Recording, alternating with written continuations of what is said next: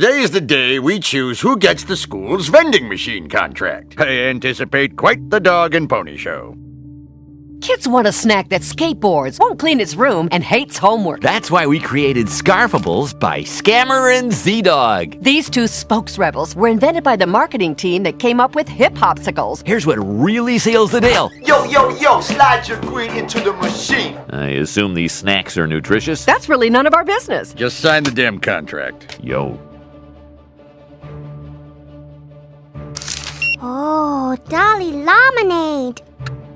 Oh my God, look at these ingredients. Poisonade, partially de-weaponized plutonium. Attention, these new vending machine snacks are crammed with processed sugar. Don't flavor hate, participate. Machine makes a good point. It's fun to obey the machine.